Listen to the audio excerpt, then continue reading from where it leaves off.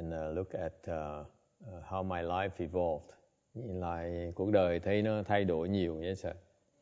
And I was younger, I was enamored with the Western culture, Western civilization in Vietnam.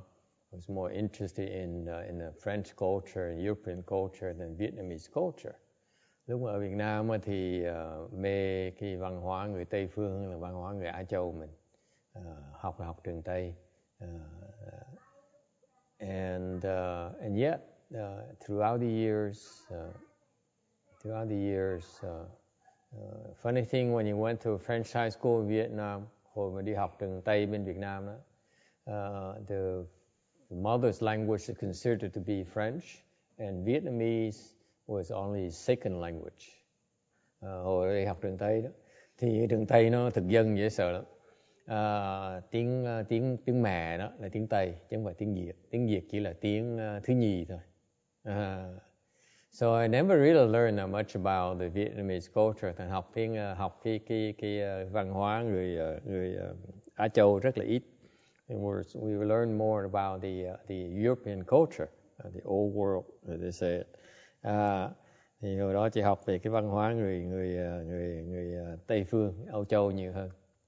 And yet, some things about the Asian culture stuck to your mind. Mặc dù như vậy, có những cái về cái đặc tính của những cái về văn hóa người Á Châu mà bỗng nhiên thầy nhớ, mặc dù không có học gì nhiều. Even though I never understood much about it, không hiểu gì nhiều.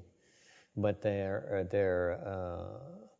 and now that I learn about more about Buddhism, sau này mới học nhiều về Phật giáo mới thấy rằng there's a reason why certain things sticks in your mind, even though you have very little exposure or little understanding of it.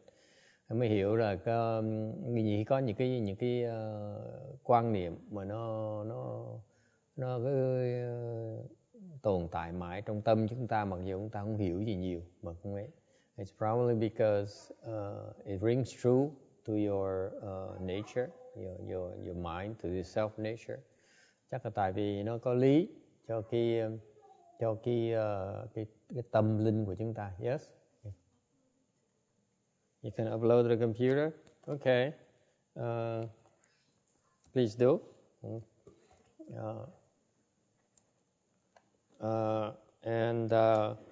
The one, I think one thing that I remember when I was younger is the teachings of Confucius. Lúc trẻ nhớ cái mà lời dạy của Đức Khổng Tử, mà cái nền tảng của cái văn hóa người Á Châu mình. It's which serves as the basis of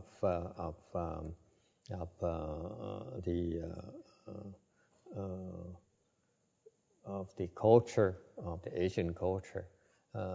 He teaches about the five principles that are very consistent with, in sync with the Buddhist with Buddhism. Ba cái điều nó tương ưng với cái lời dạy của Đức Phật bên Phật giáo mình. There are humaneness. The five things that are very important to be a human being. Làm con người á, có 5 cái điều rất là quan trọng. Nhân, lễ, nghĩa, trí, tín. Hồi đó chỉ nhớ chừng đó thôi. Nhưng nghe một lần nhớ hoài, không bao giờ quên, mà không hiểu nó là cái gì hết. I heard about that in Vietnamese. Nhân, lễ, nghĩa, trí, tín once, maybe a few times. It somehow stuck in my mind, even though I didn't understand it at all. Those are humaneness, etiquette, principles,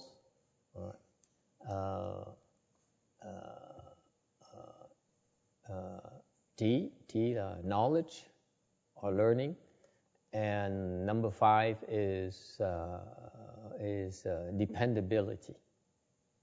Okay, and năm cái điều đó đầu tiên hết là nhân. The first one is humaneness, meaning that you are able to embrace humanity. Có nghĩa là mình có thể yêu thương cái nhân loại này. all right? Meaning that you're able to, from a Buddhist perspective, we don't, to the old, the Asian culture, they look at it as human beings only, but to the Buddhists, it's also all of living beings, all living beings. Phật giáo mình á, thì nhìn cái nhân á, là có nghĩa là tất cả chúng sanh. In Buddhism, we don't discriminate against humans versus cats or dogs or parrots. Chúng ta không phân biệt là người hoặc là súc sanh. For example, all the Buddhist dharmas, all the Buddhist practices are helpful towards all living beings. Thành tất cả những pháp mà Đức Phật mà dạy chúng ta đó đều để dùng nó để giúp đỡ tất cả những chúng sanh. So, for example, we have a Pure Land Dharma, có cái pháp vãng sanh này. We helped beings as well as animals or ghosts. Nhưng ta đã từng giúp đỡ cho, không phải là người không, mà đã giúp đỡ cho những súc sanh, những cái loại chúng sanh khác để đắc được cái vãng sanh Tây Phương Cực Lạc. Alright. In particular, you look around you, quý vị nhìn lại xung quanh mình cho coi. This temple is very few temples. Cái chùa này là một những chùa rất là hiếm có. In the sense that the Great Assembly is so diverse. Hiếm có chỗ nào ở chỗ đó là cái đại chúng ta nó rất đủ loại người hết đó. Since the early days, we insisted on including animals as well as children. Ngay từ lúc đầu chúng tôi đã nhất quyết là cho giúp đỡ cho tất cả, ngay cả súc sanh hoặc con nít cũng cho phép. So we allow even dogs and cats and you name it to come in here. Sometimes rabbits to come into the Buddha hall. Chúng tôi cho phép chó mèo, những khi thỏ vào trong Phật điện này, because we believe that listening to the Dharma is very good for the soul. We help them get out of their animal conditions in the future. Vì sao? Để cho nó truyền cho những cái súc sanh nó trồng cái chủng tử để mà nghe cái lời pháp, nghe cái lời kinh, nghe lời niệm Phật, để sau này họ thoát khỏi được cái loài súc sanh, cái giới súc sanh này. Okay. We also are very rare in that we have all kinds of nationalities. Chúng ta là cái chùa này đó đủ hạng quốc gia hết cả. Typically a temple, either you go to the Vietnamese temple, it's primarily Vietnamese temple, Vietnamese serving Vietnamese people. Bởi vì vào cái chùa Việt Nam thì thấy chỉ phục vụ cho người Việt Nam thôi. You go to a Chinese temple, they serve Chinese. They frown upon, Vietnamese frown upon non-Vietnamese, Chinese frown upon non-Chinese. Chùa Việt Nam thì thấy người ngoại quốc vào thì hơi khinh thường. Người chùa Tàu thấy không phải người Tàu vào chùa thì họ có vẻ khinh khi, họ coi thường. My Chinese master, even his temple is primarily Chinese or Vietnamese. Ngay chùa Ngài Thanh Hóa cũng vậy. Thường quý vị vào chùa bây giờ thấy hoặc là người Tàu hoặc người Việt Nam thôi. You have very few other nationalities. In contrast, our temple has all kinds of people, of all kinds of profession, all kinds of skin color, even atheists, non-Buddhists. We don't care. Chùa chúng ta đặc biệt là màu da không quan trọng, tuổi tác không quan trọng, tôn giáo không quan trọng. Nhiều khi những người tới theo thầy chỉ nghe giảng kinh thôi chứ còn không muốn làm Phật tử. Some people would be following my lecture for years and don't believe in becoming Buddhists. Okay, so we don't do politics. Chúng tôi không làm chuyện chính trị. Typically, the temples nowadays are very political. Even Master Chang, who has been with me now, he says there's even in Thai community, he says the temples are very segregated.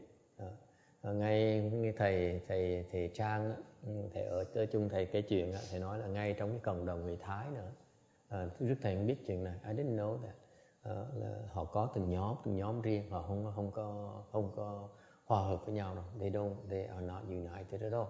It was surprised to me when I heard that. Thầy nghe thầy ngạc nhiên. Okay, and in particular, what's becoming right now is the Buddhist communities, for example, in Myanmar, are becoming politicized. Even in Thailand, is becoming politicized. Ngay những cái cộng đồng mà bên chẳng hạn như bên Miến Điện, phải không? Hoặc là bên Thái Lan, bây giờ họ bắt đầu dính vào cái chính trị. Okay, I'm very sad to hear it. Nghe chuyện rất là đáng tiếc, thầy rất buồn với chuyện đó. And our temple, we refuse to be involved in politics at all. Chùa chúng ta là hoàn toàn không dính vào chính trị. Even though is the video ready? Can we flip down the screen a little bit?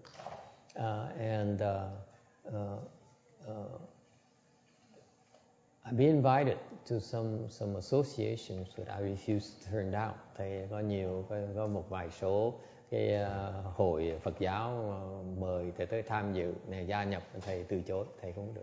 Because they have too much of a political approach.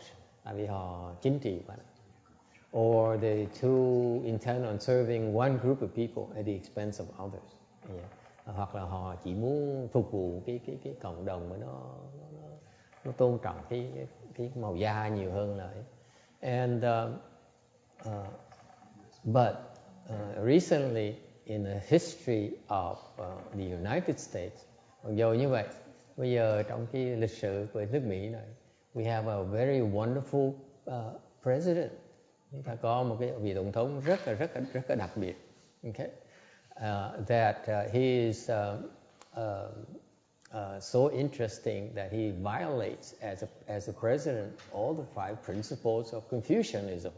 Mặc dù ông tổng thống mà ông đi ngược lại, thấy người ta cười một cái ví dụ, một cái người mà không có biết tôn trọng nhân lễ nghĩa trí tín là cái gì hết. He's a guy who violates all the 5 principles of humaneness, of etiquette, of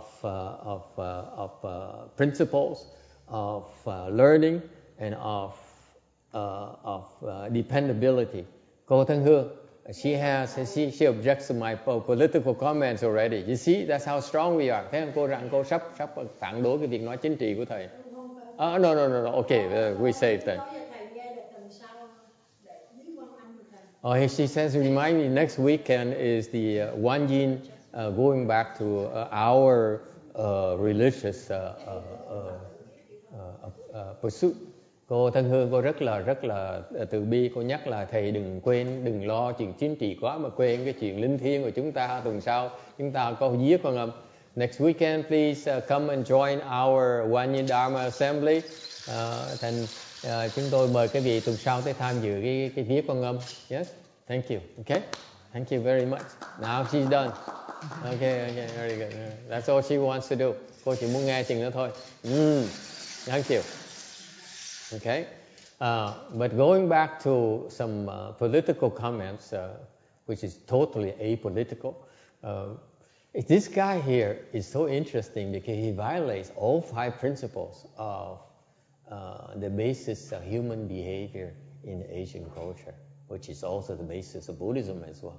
Ông này cũng đặc biệt cái chỗ là mình thấy ông đi ngược lại hết tất cả những cái định nghĩa của cái nhân phẩm là gì, của cái oh my God, now they are politics, now they want, people are coming to listen to it, because do you have the picture already? Is the video ready already? Okay, can you see the picture? To the point where I find it as a monk, I find it so interesting that it was funny. It's the butt of the jokes of the whole world, not just us. Thì ông này cũng nói ông người ta cứ mỉa mai, ta cứ chọc quê ông hoài, cả thế giới chọc quê ông. And therefore I joined the bandwagon a little bit. I enjoy myself. Thì cũng chọc quê thôi, because it's funny. Because he's really against all the Buddhist teachings. To me, he's so evil. Đối với thầy, ông này cũng quá ác. Okay, he's the personification of what Buddhist is not supposed to do. Ông này ông đại tiêu biểu cho những cái gì mà cái người Phật tử là không nên làm. Nó đi ngược lại lời dạy Phật giáo. Okay, again, I stress to you, I'm totally not politically oriented at all. Nhắc lại cái vị thầy không có làm chuyện chính trị. Anyone who gets me involved in politics, I'm out the door first thing as soon as I realize. Bất cứ cái người nào mà dụ thầy vào làm chuyện chính trị mà thầy biết được một cái, thầy bỏ và chạy ngay lập tức. Okay.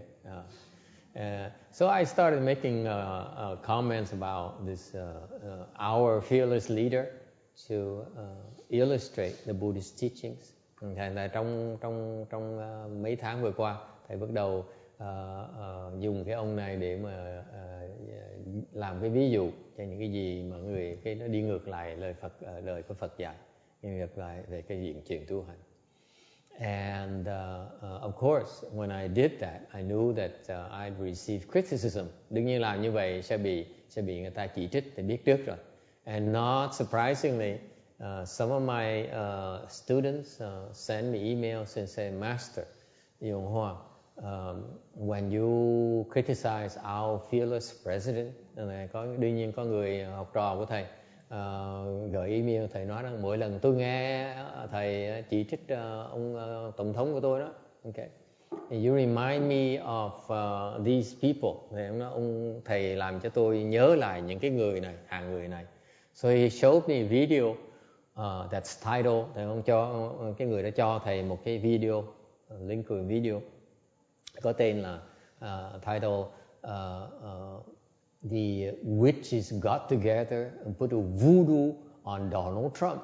Thành cái tên đó là cái video là những cái người mà phù thủy đó họp lại với nhau, họ để what's voodoo Vietnamese, để ém cái ông tổng thống này. And that's what I remind him of whenever I make jokes about our president. Người ta cảm thấy là thầy thầy ông khác những phù thủy như vậy đó. And I must admit that only in America can we do that. Mình phải công nhận là mình may mắn ở xứ Mỹ mình không có quyền, mình dám làm những chuyện đó. In Vietnam, in China, even in Myanmar, in Thailand, I'd be in big trouble. Bất cứ quốc gia nào khác là sẽ lộn xộn. Vì chỉ trích tổng thống là phiền lắm á. For example, in Thailand, there's an offense called lèse majesté. Ví dụ như bên Thái Lan có một cái tội mà ít người biết đó là gọi là cái tội mà xúc phạm tới cái hoàng gia, lèse majesté. You know what that is? It's French. For lèse là gì ha? Là lèse là dám phỉ báng, hỗn xược ha? Insulting, dám chửi bới ông vua, hoàng gia. They can put you in jail. Họ có quyền bắt nhốt quý vị ở tù luôn. In Thailand right now, it's still the law right now. Trong luật họ như vậy luôn đó. So for us to make fun of the president like that, if we were in Thailand, we'd have a lot of people who are in prison right now. Thành ra như Thái Lan quý vị làm như vậy họ nhốt tù đó. Okay. So anyway, I feel very, very lucky that we are in this country. Otherwise, I wouldn't go this far. Đương nhiên nếu mà những chỗ khác thầy ở chắc thầy không dám làm chuyện này không. Anyway, so I thought about it, the fact that maybe I've been doing voodoo things on our fearless president. Chắc có thể là thầy có tự xét lại, thầy tự xét mình có bỏ bùa, bỏ ém gì ông tổng thống hay không? And I realized that for the last over 2 decades, thầy đã tu hơn 20 năm rồi, mà hình như chưa học cái pháp nào mà phù ém. And I never really learned any good voodoo things until recently. Okay? Recently, for some reason, and the timing is perfect. Thầy nói cho quý vị nghe, Là tự nhiên mình trước giờ mình chưa đi học làm bùa làm ém cho người ta hết đó. Bây giờ tự nhiên có người tới dạy mình một cái phương pháp rất là hay. Okay, so someone came to our temple recently and taught me how to get rid of undesirables. Ông dạy chúng tôi là cái phương pháp để mà trục xuất những cái gì mà nó không tốt cho chúng mình. Okay, okay. So I show you video and we speak for itself. This is what we Buddhists do to things that are not good for us. Quý vị thấy đây là những cái pháp chúng tôi người Phật tử dùng để mà trục xuất những cái gì nó không tốt cho mình. Okay, are you ready? Would you like to learn? Quý vị có tò mò là không? Yes? Okay, here we go. No sound? Okay, no sound. Silent movie. See, now first you curl the toes. When you stick, you grab it on. Yeah, there you go. Yeah. And we train our people already. Okay, stay away from me, he says. Very dangerous. I'm nuclear. I'm radioactive.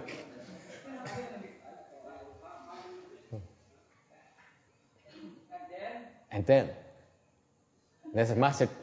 Okay, this will not be in show in public, remember? That's a pay channel.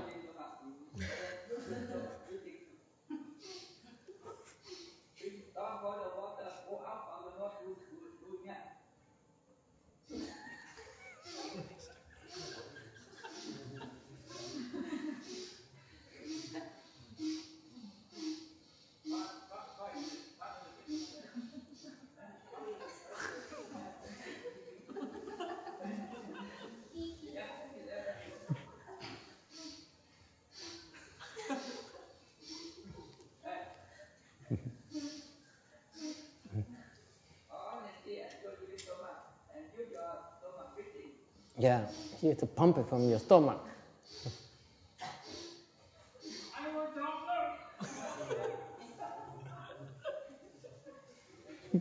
Even cô Dí was there. Cô còn Ngân cũng học luôn nữa.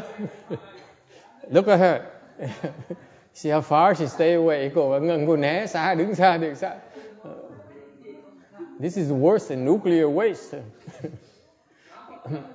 All the evil inside of you is expelled. Tất cả những cái tàn nhẫn, độc ác của mình nó văng ra hết, mình đẩy ra hết. Okay.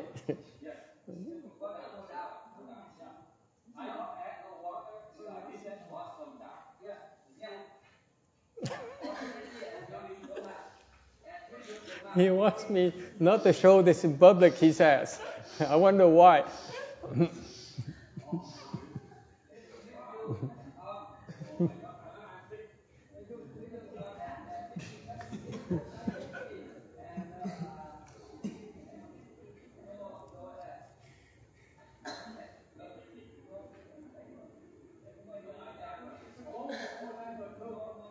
Alzheimer's.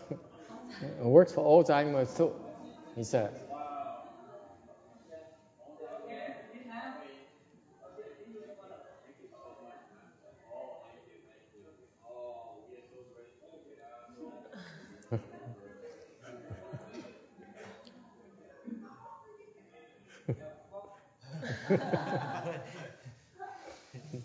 So what's the purpose of this particular dharma? Là cái pháp này là pháp gì đây thưa quý vị? Okay? When you have so much hatred for someone, nếu như cái gì mà thù hận người ta nhiều quá, okay? This is a dharma and you will get rid of it. Okay? Don't blame people for being evil. Đừng có trách người ta ác. Blame yourself for being afflicted that they are evil. Cái Phật giáo mình, pháp mình tu, người ta có ác đi nữa, mình không trách người ta. We don't blame other people being wrong, being evil. We blame ourselves for being afflicted that they are evil. Cái đại thừa chúng ta là không trách người ta, mà trách mình nữa. Tại sao mà mình phiền não khi người ta xấu xa, khi người ta ác? If you're afflicted, you have anger, it's your fault. Quý vị mà giận, phiền não là lỗi của quý vị, chứ không phải lỗi người ta. So It's not his fault. Thành ra không phải lỗi của ông. Okay? Is it clear? Đồng ý được không? Any comments? Ai có đồng chí có phát biểu ý kiến gì không? So Master, when people do voodoo and then they will do the hand like this, right? Yeah, the voodoo, you push all the evil thing towards them. Okay? Cái thường voodoo là cái pháp đó là người ta dùng những cái tư tưởng độc ác. You come up with all the most evil thoughts. And you say the most evil things like mantras and so on. As far as I know, I never learned it, but this is how we do. I can make a few voodoos for you like. Thầy có thể chế một cái In is not interested. Thầy có thể chế một cái lời trù ẻm để cho thầy dạy cái vị được. It's very easy. It's not that hard. And the way those witches got together is still pretty tame. So you have the most evil thoughts and the most evil wishes, and then you give all those evil thoughts towards them and towards the other person, and that's how they get in trouble.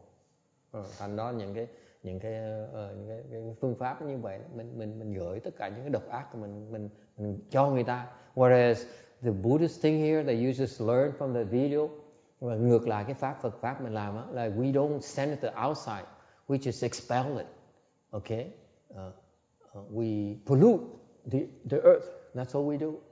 I mean, no, that doesn't sound good.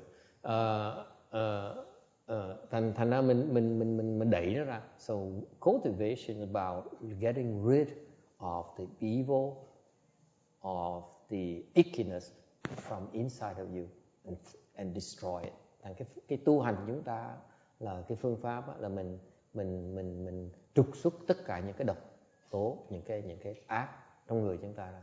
That's what cultivation is about. If you're like that, then you understand what the five principles are. Thành cái vị làm được như vậy, cái vị là sẽ giữ được cái nhân lễ nghĩa tri tín, of humaneness, of etiquette, of principles, of learning and of dependability. Okay? Any questions? Ai thắc mắc gì không? Thầy lễ có phải là hỷ xả? Từ bi hỷ xả. What is the relationship with in the Buddhist teachings of kindness, compassion, joy, and renunciation? Okay, the Buddhist principles, the four principles of kindness, compassion, joy, renunciation, từ bi hỷ xả thì nó chính xác hơn là cái nhân lễ nghĩa tri tín. Nếu cái vị mà tu từ bi hỷ xả, cái vị sẽ đắc cái chánh, cái thánh quả nó lẹ hơn là cái nhân lễ nghĩa tri tín. What happens? It turns out that you follow the Buddhist teachings of humane kindness, compassion, joy, and renunciation. It includes the five principles of Confucianism, and that is why you will get to the sagely fruition a lot quicker. Okay, so that's it's a good. I will quickly give you the explanation of the five principles. So you have, first of all, humaneness. You embrace all of living beings. Okay, để giảng cái nhân lễ nghĩa tri tín theo cái phương diện Phật giáo là nhân á, là mình là không phải nhân loại không, mà tất cả chúng sanh. Lễ the etiquette is that because we embrace all sorts of beings, therefore we need to learn how to communicate with them. Okay, there's a decorum. There are certain ways of interfacing with people that observe, that respects and honors their religion, their culture. Thành cái lễ là mình phải học cái cách mình biết để mình giao tế những cái người mà khác cái tôn giáo mình, khác cái văn hóa của mình. It's very important. Okay. The principles nghĩa là gì? nghĩa là there's lots of good principles, among which loyalty, among which filiality. Cái nghĩa là dạng như là những cái chính nghĩa là cái hàng sự trung thành, cái lòng có hiếu với cha mẹ. Okay, loyalty to your friends, loyalty to your spouse, loyalty to your king, trung thành cho vợ, cho chồng mình, trung thành với vua mình, trung thành cho nhân dân của mình. Okay, trung thành với thầy mình. Okay, and number 4 is the T, learning, meaning that you need to keep on learning. You need to learn to contribute to society. Cái trí là quý vị phải phát triển cái trí thức của mình để mình cứ luôn cả đời mình phải phát triển trí thức của mình để mình cống hiến cho xã hội. Okay, and finally dependability, cuối cùng là tính là rất quan trọng. It's very important. Dependability, unlike him, you know, you don't lie, your words means something. Tín có nghĩa là mình không có lừa gạt người ta, không có nói dối, người ta có thể tin tưởng mình được. If people cannot depend on you, then you cannot live with them, cannot live together in society. Cái xã hội nó cần có chữ tín mới sống chung với nhau được. Okay, we are not a jungle. Đây không phải là cái luật rừng. Okay, your word must mean something. Cái lời quý vị mà phải có cái giá trị mới nói được. Okay, otherwise people can't trust you. Người ta không tin mình được. There's no excuse, even for politicians to lie. Ngay người chính trị gia mà nói dối nữa là chuyện không thể chấp nhận được. Okay, the people who lie, you cannot trust them that to do their jobs, to be true to their words. Những người mà chưa muốn nói dối, sao mình tin tưởng họ được? Sao mình để cái sinh mạng, cái tương lai mình trong bàn tay người ta được? It's horrible. Okay, we have a system like that. So it's deplorable that when you see it happens in leaders, những người mà lãnh đạo mà không có cái tín là không thể nào là người lãnh đạo tốt được. Leaders who are not dependable are not good leaders, including fathers, including mothers. Ngay bậc cha mẹ cũng vậy, có chữ tín. Okay, you know back then, quý vị biết đời xưa đó, cái thời Mạnh Tử đó, Mencius. Okay, Mạnh Tử là Mencius, right? What happened to my Vietnamese dictionary? He's a Confucian, neo-Confucian philosopher. Hồi đó là ông đó, thời Mạnh Tử là cũng theo cái đạo Khổng Tử đó. And he's married, and his wife was leaving the home. Vợ Mạnh Tử đi ra khỏi nhà. Their son screamed and said, Mom, why are you leaving? I want to go with you. Đứa con nó la bãi nó đòi theo mẹ đó. Okay, so she said, stay home. Okay, be a good boy. Bà mới nói là con ở nhà, con phải ngoan ngoãn. Nếu ngoan trở về mẹ sẽ cho con ăn thịt heo. If you behave yourself, you're a good boy. When I get back, I give you some pork. Okay? So when she came back, the boy asked for pork. Khi bả về, đứa con nó nói con ngoan lắm mẹ, con rất là ngoan, xin mẹ cho con ăn thịt heo. Okay? And she says, forget it. You know, I was just, we cannot afford pork. Bà nói là nhà mình nghèo sao mà ăn thịt heo nổi. Phải mẹ nói con vậy thôi chứ con không có thịt heo đâu con. So he said, forget it. So Mencius heard about it. He went to the neighbors, borrowed a pig, killed the pig to give the food to his son, the meat to his son. Mạnh Tử ngay lập tức qua nhà láng giềng xin mượn con heo về mổ heo, giết heo để cho con mình ăn thịt heo. And told his wife, if we don't keep our words, how can our son learn about dependability? Nói là nếu bậc cha mẹ mà không giữ chữ tín nữa, sao mà con mình nó biết chữ tín là cái gì được?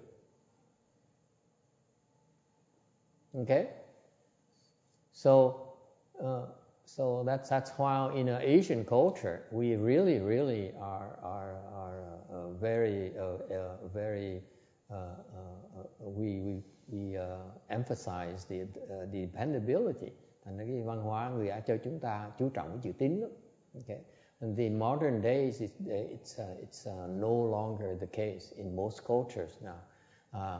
Bởi vì cái thời đại này đó, cái xã hội khắp thế giới này ít quan trọng chữ tín. This is why society is on the decline. Bởi vậy mỗi cái nhân loại này nó càng ngày nó càng xuống dốc như vậy. Okay, so those are the five principles on Confucianism. Cái đó là cái lời dạy của bên Khổng Tử. In Buddhism, there we go by the four principles of kindness, compassion, joy, renunciation. Phật giáo chúng ta thì Đức Phật dạy là từ bi hỷ xả. Okay, I remember my grandma has a huge temple. She was undecorated.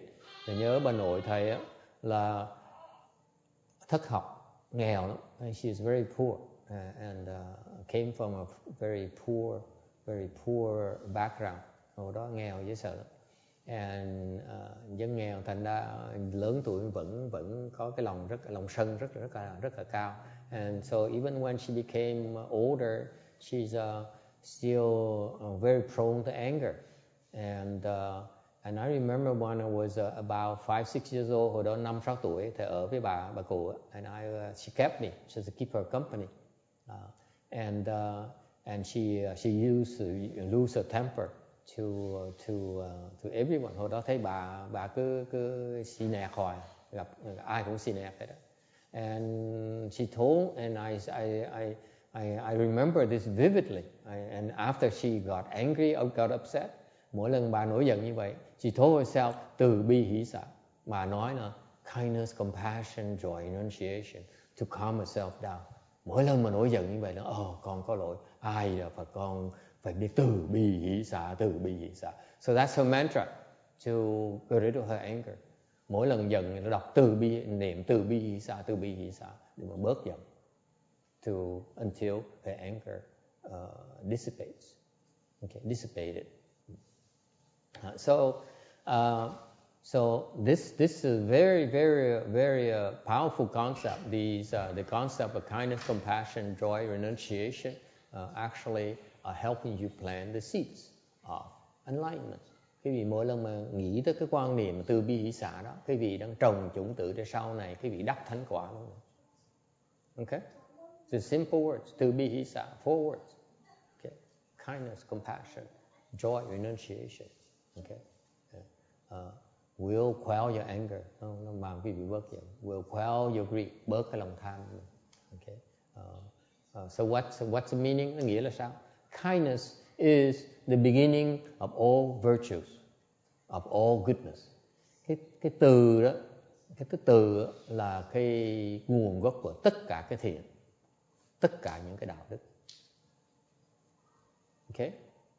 You start cultivation of being kind. Quý vị á, tu hành bắt đầu với cái chữ từ.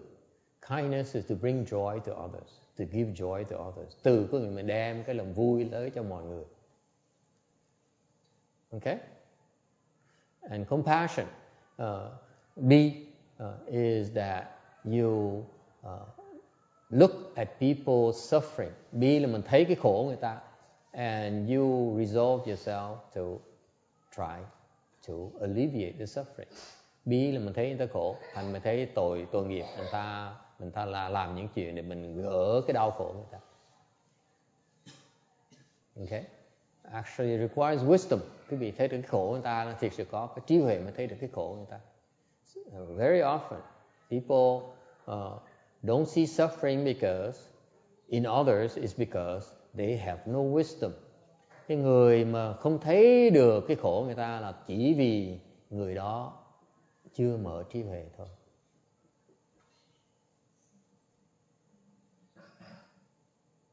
If you, for example, ví dụ, if you see our president and you wish, oh wow, that is success. Quý vị nói là Chàng quý vị nói ông tổng thống mình cái đó là sự thành công. No, you have wisdom. You say this guy is suffering so much. That's why you cannot be angry at him.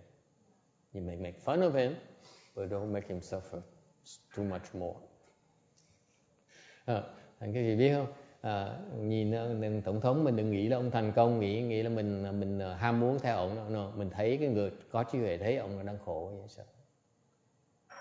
Not only do we see him suffering, he's also inflicting, because he's suffering so much, he's inflicting his suffering upon others.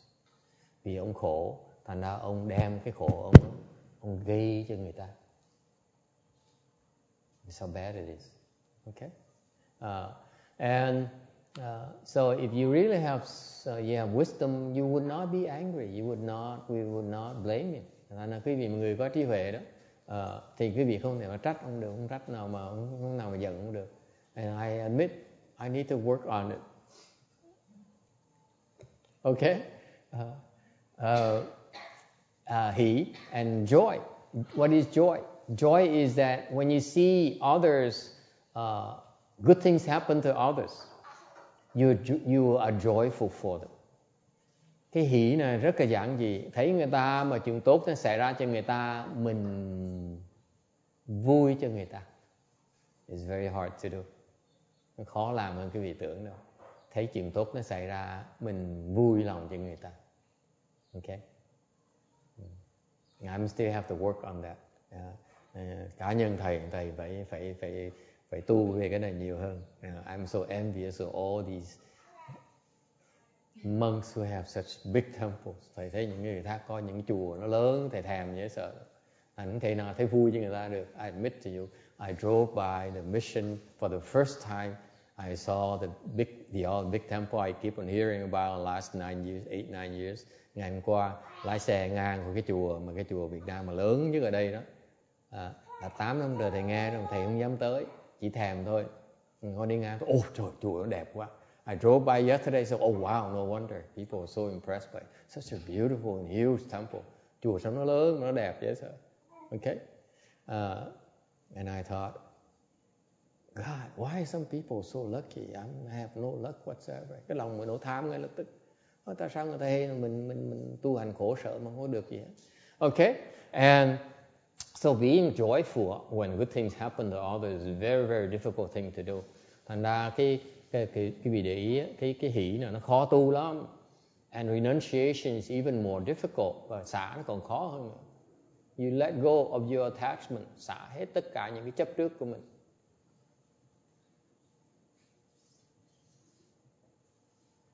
Okay? What is the difference between the 5 Buddhist principles versus the 5 Confucian principles versus the 4 Buddhist principles? Cái sự khác biệt giữa cái nhân đệ nghĩa trí tín với là cái từ bi xả chỗ nào? This is so Mahayana, cái này đại thừa quý vị mới thấy được thôi. Okay?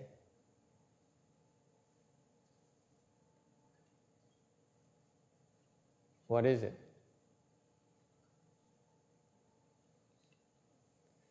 Buddhist teachings, you notice that the deeper Buddhist teaching, những cái lời dạy mà sâu sắc của Phật ấy, it's about what is the most ugly things in your mind that you need to pay attention to. Bên đại thừa mình dạy cái gì những cái quý vị nhìn những cái mà xấu xa mà khó thấy nhất, khó nhìn nhất đó, trong cái tâm tư của mình. That's what it takes to become a sage. Quý vị làm được như vậy mới trở thành thánh quả được. That's why it's a lot faster to attain the sage's fruition. Bởi vậy vì dạy quý vị nên nhìn những cái xấu xa, những cái mà tệ nhất của mình mà thảy nó ra đó. You get rid of those evil things, get rid of those icky things inside of your brain, inside your heart. You become a sage a lot quicker. Thì quý vị vì xả nó, những cái chất độc tố trong người ra mới trở thành thánh nhân được, hiền thánh nhân được. Ordinary people, the non-Buddhist teachings, don't dare are not as brutal to the point where they help you face your own ickiness. Những cái tôn giáo khác, những cái triết lý khác, họ không có cái trắng trợn như Đức Phật dạy đâu. Okay? They talk about how wonderful love is, how wonderful it is to be dependable and so on, and the principles. Họ nói, họ dạy cái gì về yêu thương, về cái hay, cái đẹp, về cái nhân lệ kỷ tri tín. And they don't talk about the ickiness inside of your heart. Không dạy cái gì về cái xấu xa mà thầm kín trong cái tâm của mình. That's what makes you immoral. Vì vậy cái gì còn giữ nó là cái tâm, là cái tim của một cái người phàm phu. Alright? Any questions? Ai thắc mắc gì không? No questions? Enjoy the video. Quý vị có cảm tưởng về cái video đó không? Okay, no comment either. Không có ai không có ý kiến gì về cái video gì cả hết. Thì okay, and we stop here today. Ngừng lại ở đây. Take a 5-minute break and come back for lunch offering. Mời quý vị nghỉ 5 phút rồi trở về lại làm lễ cúng ngọ.